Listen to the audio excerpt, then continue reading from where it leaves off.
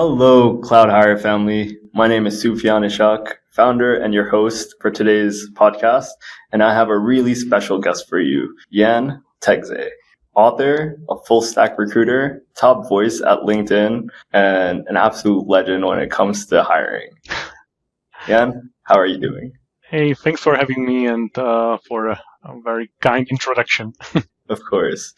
And I would love to tell the audience what you're all about, but I think you're much better at explaining to them what you specialize in. So do you want to go for it? Well, I always trying to avoid some specialization because I like to explore various parts of our field, right? So it's not just focusing on AI, focusing on onboarding or sourcing, just recruitment. So always describing myself as a huge sourcing and recruitment fan who, accidentally find a way into the recruitment field because I thought that it would be great to work with people. And after almost, 20 years, I can say that it's still fun, but it was all the accident. And, I like to share. So I run two newsletter or three newsletters, one in LinkedIn, one is dedicated to Fullstack Recruiter, the book for recruiters. So it's all about the recruitment and different type of things related to sourcing and everything that is related to that industry. And the third newsletter is the one that is for job seekers. So basically, Job Search Guide is the newsletter. And the reason why I'm trying to do or cover both of those parts because by sharing the information with job seekers help me to understand a little bit better the recruitment and vice versa. And also the feedback I'm getting from others also helps me to, be better in the job. So that's my specialization, if I can say so. Yeah, you're a true full stack recruiter and you're helping on both sides too. So, not only the recruiters, but potential job seekers. And that's, absolutely essential in today's environment. I feel like people have been really struggling to find opportunities and they just don't know how to really approach the entire job market. It's become really difficult. It's become really complicated. The advent of AI has made a bunch of new layers for really landing jobs. And it's created complications on both sides for applicants and also recruiters because, there's a lot of issues that have come with AI. More volume isn't always a good thing, If I'm trying to hire two people and I have 10,000 resumes, it's not that easy to get through. But what are your thoughts on it? How do you think AI has been affecting recruitment? Well, basically, AI is helping you to save time or helping you brainstorm and be better in what you do. For example, it helps me to read my articles that I wrote, fix the grammar, fix the flow. So it's basically working as my editor.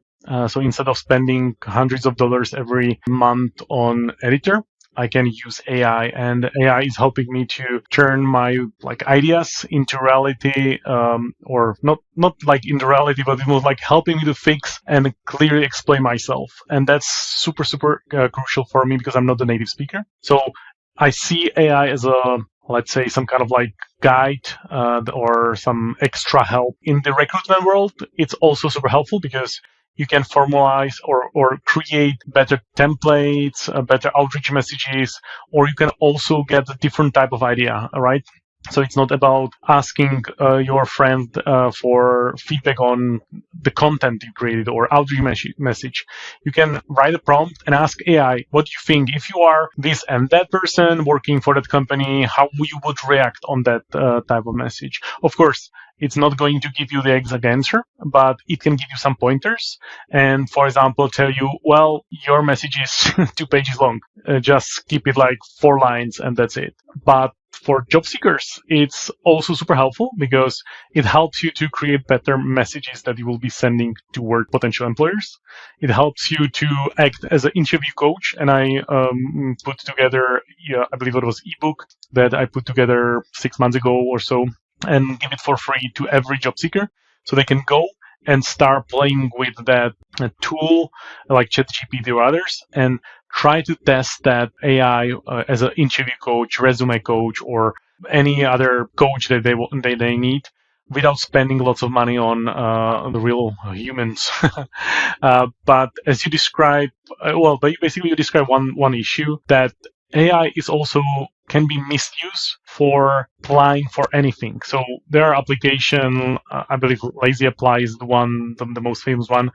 Yeah, then they will give you the ability to apply for thousands roles per day. It's creating an issue. I'm not saying that people should not be applying for roles, but I still believe people should be reading those job descriptions. At least it will take you like skim it for like a minute or so before they apply, because they need to know if the company is matching their values, if they really want to work in that type of environment, because some people are looking for remote roles. Some companies do not mention remote opportunities, but it's a hybrid, or you need to be 5 days in the office. With those AI tools, they can apply for 1,000 roles, and if other 1,000 people going to do that, then we as a recruiters will get 1,000 profiles. But finding the one that is matching the requirements and has the profile that we are looking for could take way more time. So at some point, companies will also use and utilize AI that will probably match, sort, or do some kind of like pre-selection, pre-screening, especially if the volume is going to be growing like rapidly. And at the end, the only person who will benefit from it is the person who created the application, because job seekers will be paying money to them. But the job seekers that are really matching those requirements could be overlooked because the volume, and the people who are sending the volume, they might be overwhelmed with the interviews or pre-screening calls. They will not go anywhere at the end. So it's definitely interesting challenge that we as an industry are facing right now, but we will see how everything is going to develop. I kind of feel that we are slowly moving to skill-based hiring at some point, and I believe LinkedIn will be also pushing heavily into that. At some point, LinkedIn will tell you this requisition that is open required these certificates or trainings, or you need to do those trainings to be even considered for that role. Because right now they are kind of like pushing slowly, and we are moving slowly into that. So they will utilize they acquire lynda.com probably 5 years ago. They include the LinkedIn training as a part of LinkedIn. And at some point, yes, they will be the place where you can train yourself, or the company includes their training into their internal LMS. So you will get the certification, you will end with the certification, and you can be considered for some of the roles they are posted. So it will be interesting to see how the entire market is going to develop or evolve. But definitely, it's a very interesting challenge for all of us, job seekers and recruiters. Yeah, I agree with you. At the moment at CloudHire, we are getting north of 2,000 to 3,000 resumes a day for jobs that, we have openings, but just not that many positions. And so we're working on our own AI algorithms right now. And what we've really realized is that a lot of what we get from resumes are made with AI, and they're tailored for the job descriptions that we put up. And a lot of the talent that comes through isn't worth the time of our recruiters. So we've been investing heavily into profiling, just like you said, right? Like we need to verify skills before our recruiters invest time into actually, taking people through interviews. And it's absolutely essential for us. So what advice do you have for recruiters that are dealing with these problems right now, getting flown in with bombarded with so many resumes and just lies and lies? So I would try to avoid to use word lies, because people definitely have an opportunities to extend their knowledge and expand with some interesting words. Basically, the entire thing is that we all are trying to get the job, especially when we need one, right? So every week I got like dozens of messages, emails, just asking like, "Hey, Jan, I'm looking for a job. Can you please help me with the opportunities?" And of course, I can't help everyone, because they require visa. Majority of them are completely outside the roles that I'm usually looking, or my colleagues are usually looking. So there is no easy way how to, let's say, filter people or pre-screen people in the first step, because even if you use knockout questions, those questions basically where you're asking, do you require visa? And if someone require visa, you can let them know after a few days, like, hey, sorry, we are not moving forward because we do not offer relocation, the visa support, etc. But people are ignoring it, or people are going there and like, yes, I don't require visa. You call them and they will tell you, hey, I'm just looking for an opportunity and I'm ready to pay for the visa by myself. Of course, that's not an option for most companies. So there is definitely not easy solution that will improve the candidate experience, provide the feedback towards candidates that, hey, we are not moving forward with you because you not matching the requirements. And if you have 1,000 profiles, it will take you more than a day to review all them. If you spend a day, you will get probably another 1,000 next day. So it's never ending story.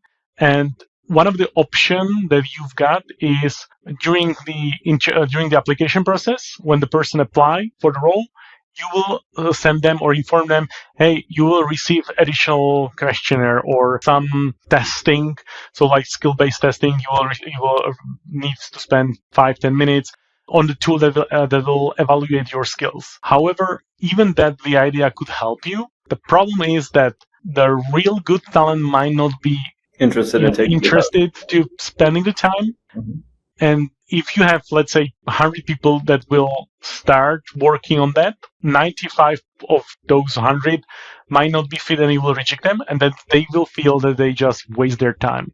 And if I got that type of link, I would be very probably hesitant to even start, because if I'm going to spend 5 minutes and the result will be ghosting or just one simple line in the email, hey, you failed, goodbye, thank you, etc., then I will feel that I waste my time. So having more recruiters to do the pre-screening is, of course, not a solution, because if you have more recruiters and the volume drop, you have lots of recruiters, they don't have any work, and you are start firing. And that's something that I don't want to see in our industry, because we are always the first, right? So there is definitely not an easy way.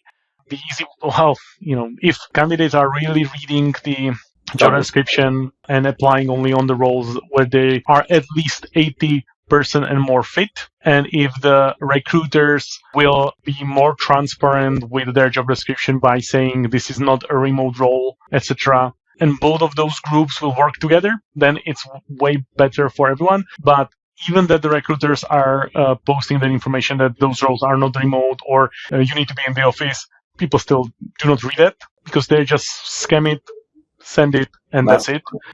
It's not easy, and there is definitely not an easy solution. And I don't believe that AI will solve it. I believe AI will make it way more problems for all of us at the end, because it will be very hard to identify the person or their real skills, because everything will look like it was created by AI, right? All the resumes that we are seeing. So at the end, what is going to be working is networking. The people you know, the people you work with, and they know that you know how to do your job. So if you have an ex-colleague who leave the company, start working somewhere else, they will probably reach out to you if they know that they need someone like you, and you have the right skill set, you have the right experience, and you as a recruiter, software developer, accountant, finance manager, whatever, are able to do the job that they need you to be doing, because they already know that you are capable to do that, to perform your job. It's not that you are just a bunch of keywords that AI help you to, put together. Yeah, 100%. I always tell everybody that we might live in a world of AI, but to get a job, the path is old school. You should network. You should figure out who's working in that team that you want to apply to, who you can speak to, get more information about the job, and really, build a connection with everybody on that team before you apply. You're way more likely to get through than having spent the same amount of time applying to 1,000 jobs. If you pick those 8 that you like, follow your passion. At the end, we are moving from the smartphones back to old Nokia without any special features, because right now you have AI, you have LinkedIn, and that's the smartphone. At the end, you just need a phone and email. Just call several of your friends or people send them emails like, hey, I'm open, I'm looking, do you know anything? So it's kind of interesting how we move from that world into LinkedIn digital world, when you can get the job by one click, and we are kind of slowly moving regressing to, I know I'm going to hire you because I know that you are capable to do your job because I work with you and I have a proof that you are able to do that. So it's very interesting how the entire job market is evolving. Of course, it's not going to end up with the old school networking, but definitely networking will be playing some part in this game. So. And as I'm always saying, every interaction you have in your life is basically an interview. It's regardless if you are just speaking with your friends, with someone that you just met. That's already an interview because people are assessing others and checking their behavior and if they looking for someone who you might have the right skill set. And they will also remember the interaction. They will be like, oh yeah, that guy, that lady, that person, they are really great. And they will assess or basically assess your interaction just based on that one interaction and only one interaction. And this is some kind of important, and even how we interact on LinkedIn or how we communicate with others. If we are arguing, if we are able to have a civilized discussion, it also creates some impression on someone who might be reaching out to you next day if they're looking for someone like you. So the interaction and the networking is definitely the way to go. Yeah, well, I wholeheartedly agree with you. So with people that are actually applying to jobs, right, what do you think is the best path for them to start networking? Where should they go? How should they start reaching out to people so that they can really maximize their chances of getting a job? And not rely so heavily on, that one piece of paper that they're giving to 1,000 people. I wish there is a one solution that I can share and people will be getting jobs. That would be amazing. But finding the job, it always takes time. That's basically a reality. You will need more time if you are looking for some specific job or job that will give you the satisfaction they're looking for. Sometimes you need to take a job that is just a job to pay the bills and feed the family. That's the reality. So sometimes there are, especially when there is a crisis or economic crisis, you need to suck up and take the job, even that you would not be choosing that job. But that's our life. Getting a new job somewhere else during our life, we are going to change our jobs probably 10 times or more.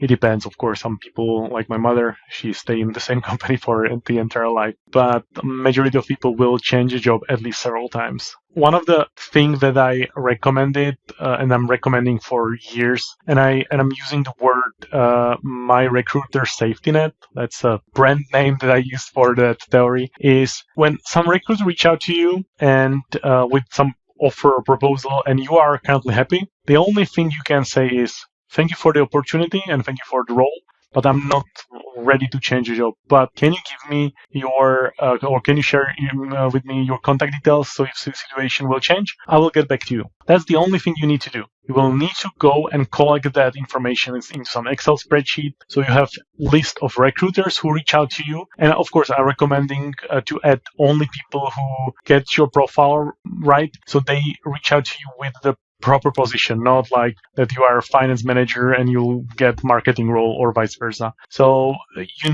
will be adding only people or recruiters who knows they find the right role for you, because those are the recruiters, they really understand your profile. And if you have a list of, let's say, 20 recruiters after a year or so, and sadly you will be impacted by layoffs or something could happen, you have already 20 recruiters that you can reach out. Of course, some of them are not going to be working in those companies, but you can send them an email, you can check their LinkedIn profile and ask them like, hey, we had a discussion a year ago, 6 months ago, 2 years ago. You might be not remember me, but I'm currently looking for opportunity. Do you have something in your company or your current company? That simple step will speed up your job search.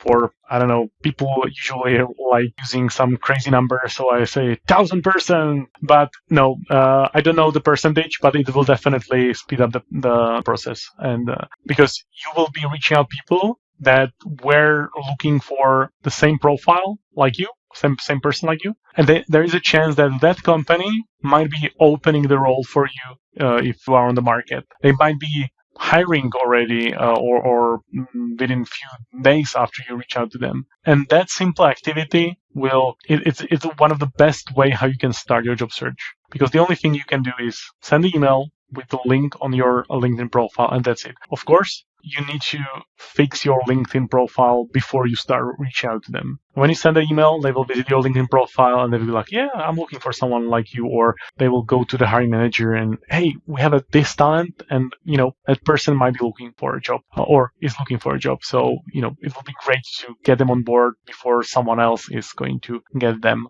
And this is the simplest job search trick that very small people are using, because we always believe that layoffs is not going to happen to us. We are not going to be fired. But based on some statistic that I read, and I hope I remember that correctly, 40% of all Americans in their career will be laid off.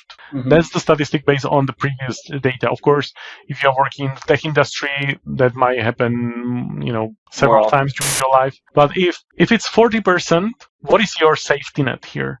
You are hoping that you're going to end up in 60%, or just you are that great that it's not going to happen to you. It's going to happen so many people, because what is it? It's basically there is no job security anymore. If there is a financial crisis, companies need to survive, and some people are let go. It could happen to any of us, CEOs even.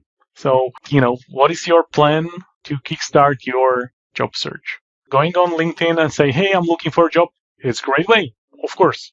But reaching out those recruiters who already offer you something that is fit to your profile is the easiest way how to start. Yes, I agree. I always talk about paying things forward.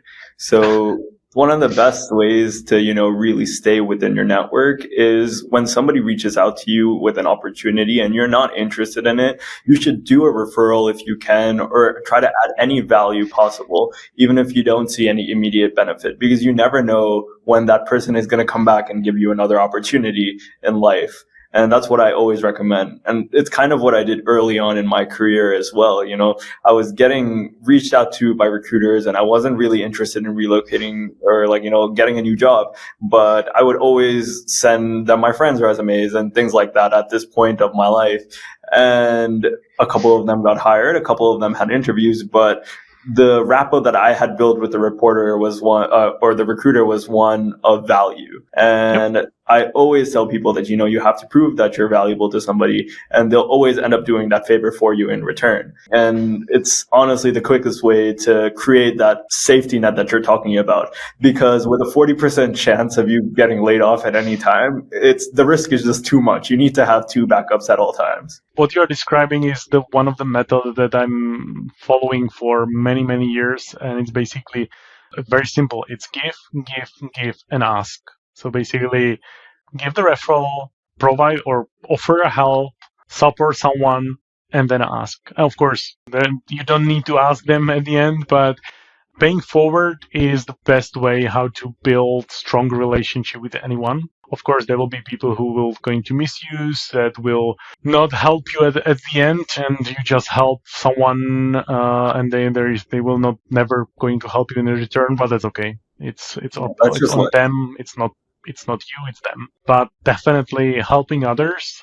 It's also one of the best job search trick or method out there, because you never know where you will be asking for help and when those people will help you. So, the best way is start helping, and then if it's your turn, you will be in the 40%, and then the others will help you. Hopefully, the number will be dropping and won't be 40% the next few years. It will be lower, but who knows? Yeah, Jan, it only takes one yes, so it doesn't really matter. It doesn't really matter if, you paid it forward for 20 people and 19 people rejected you. It doesn't matter. You still get that job from that one person and life goes on. So you can't think about it like that, Yeah. I absolutely agree. So going back, I really wanted to tell the audience about how they can buff up their LinkedIn so that, they can get those top paying jobs, get more opportunities, and make more connections. Your LinkedIn is phenomenal. I know that, you're really working on people that are looking for opportunities. You have your newsletter and things set up for them so they can get in there, learn their tips, learn their tricks. So what are the top 5 things that you'd say, hey, you got to do this so that you stand out when somebody comes and researches you? again, there is no easy answer on that. I can say, hey, fill your LinkedIn profile with the proper data. That's super important because so many job seekers are reaching out like, hey, I'm looking for a job, and you see they no picture, no profile photo, zero information. It's like, I can't help you because there's zero information, and I'm not going to fix your LinkedIn profile for free because just ask, because I wish I can do that, but I do not have the time for that. I also need some personal life. But I'm sharing lots of tips. So what I'm doing is I'm trying to provide value for everyone, for people who are visiting my profile, people who are reading my LinkedIn post, my articles, and my newsletters. So the information, and I also wrote the book, right, for job seekers. So they can go buy it, they can read my newsletter that is free, they can get the information. But problem is that lots of people are looking for easy win. It's like instant solution. Hey, I'm looking for a job that is well paid. Great. Aren't we all? Well, we all are looking for a job that is, good pay, great team, great company. But what I always, when somebody asks me and they reach out to me and ask me for like career coaching hour or some consultation, I'm always asking them if they bring this topic. Hey, I'm looking for a job and I need a job quickly and it needs to be well paid. What were those things that you did over last half year or year to get the job you're looking for? Did you spend, educate yourself? Did you invest the time, money, even learn many things within even money? But did you really work on yourself to be the best one in your area, in your country, in your location, whatever? And the answer is usually, oh no, I was busy. Okay, if you are busy, then how those people working in those companies should know that you are interested, that you are worth it for the role, that you have the right skill set. And LinkedIn is like TikTok for adults. You are constantly presenting yourself and your ideas, thoughts, and your knowledge to the broader audience. And the broader audience are senior leaders, CEOs, hiring managers, recruiters. And of course, sometimes the cringe fest, people are talking about things that have like zero clue and they are chasing likes. And we all do at some point because, if we grow our network, it's basically bringing some benefits to us, of course. But I'm trying to stay away from those popular quotes or things that I know that can bring me millions of views every month.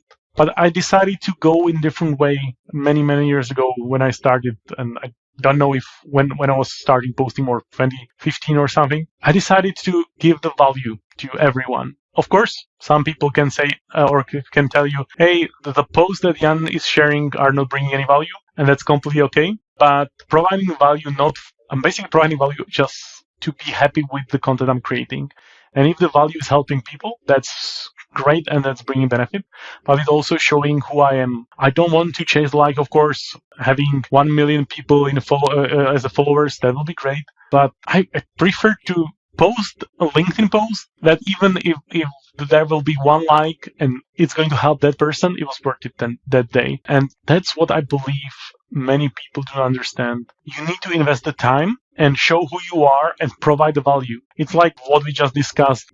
Give, ask. And what I'm doing, I'm basically giving on LinkedIn. At least I believe I'm doing it. And I'm giving that content out, giving people tips that I truly believe are there to help job seekers, or help recruiters, and help our industry and people who are seeking for a job. Not everyone probably agree with that. Some people have different opinions, but I still prefer that rather than go and 80% of job postings are not posted. That's 50 years old myth, but it will generate so many likes because it's creating the pain that people feel. They will click, oh, I agree with that because, yeah, you are right. And ATS robots are rejecting my resume. They are not rejecting your resume. They are rejecting, or those recruiters are rejecting your resume. Why? Because your resume is not good. Mm-hmm.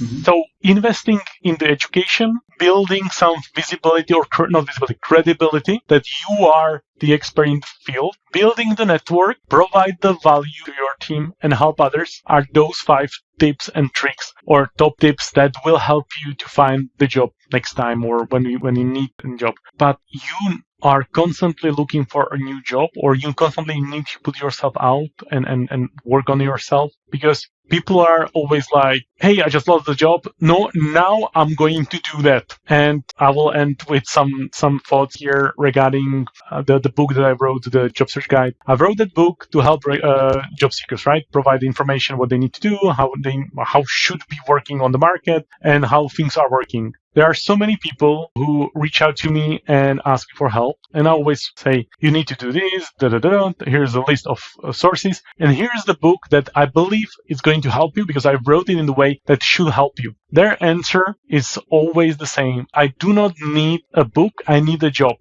Okay. After some time, from time to time, I reach out to those people when they find their job and congratulate them and tell them, hey, congratulations, you have a job now. Do you still believe that the book will bring you some value? And their answer is, well, I already have a job. I don't need the book.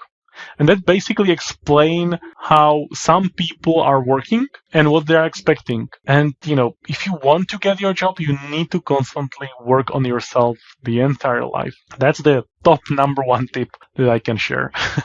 Yeah, it's always about being the hardest worker in the room, right? There's always somebody that's working to get to where you are, Yep. And there's always competition behind you. So unless you're always pushing yourself to be better, you're gonna become inadequate in the job market. And we see it happening right now more than anything. I see it constantly. Senior management is using technology less, they're innovating less, and the younger generation is really catching up, and soon they're gonna start questioning, hey, why am I working for this person when I am so much more qualified to really get these jobs done? And so it's all about adapting, and you have to stay adaptable in order to succeed in today's job market. Yep. And the recruitment industry is basically changing. Like every 5 years, there is completely something different, right? AI, that definitely had a huge impact. LinkedIn, when they started, that was very impactful. All those sourcing tools, they were scraping internet. Again, really amazing technology in that time. And it's constantly evolving. And now everybody's jumping on the AI train. Like, you need to AI and use AI everywhere. But what we are sometimes kind of losing is where you should be using AI to improve your process, not just solving the problem that doesn't exist, like creating every LinkedIn, every message, outreach message with AI that will sound very, Personal. very impersonal. It's kind of like fake. So are you solving the problem or creating a new one? And I saw lots of companies, they implement the AI, and instead of solving the problems that they have got, they create a new set of problems. So it's very interesting to see and hear from those recruiters working in those companies how the AI implementation was did in those companies, and it's basically created way more problems at the end than just keep it very brief and very simple. So. Yeah, I mean, one of the biggest problems that's come up because of AI is a lot of biases there now. Like as a human, you're able to go through your resumes a little bit better, but with AI, you're programmed, and all of a sudden you have biases that are built in that you don't even realize. And then your ATS is just disqualifying people all over the place that, may have been really good. And you'll be able to hear it, the audience will be able to hear it, but we have another guest speaker sometime this season, Tabitha, and she's really working in making sure that you have diversity in your hiring with the advent of AI. And that was one thing that happened, I believe it was 2017-18 at Amazon. They built the AI that was pre-selecting candidates, and they stopped the project. But what they find out is that the AI was recommending primarily men from specific universities, because the AI was trained on the profiles of the people who are already working in those on those roles. And that was probably bias already there. So AI just learned how to be biased and follow the instruction instead of providing more diversity and be more thoughtful about the experience that people bring. And of course, you have 10 people, and all of those 10 people will probably have different ways how they create or what kind of information they put into their resume. And even they all work in the same role, have the same skill set. The AI can pick different profiles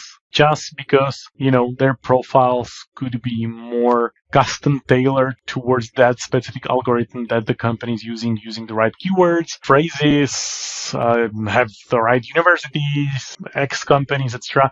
But again, I believe at some point the AI tools for resume matching will very hard time because the EU legislation and others, because you will need to prove that a matching algorithm is not creating or it's not following any bias, it's not creating problem. And I would not be surprised at all that at some point there will be a company that will go and create some very good tool that will be doing that matching, and someone at the end will sue them and they will lose this lawsuit because of that algorithm that will bring or introduce new bias. So it will be definitely interesting thing to see how those things are going to evolve in the future. So yeah, it's absolutely incredible where the industry is going, but also a little bit scary because we're like dismissing amazing talent and we have no idea.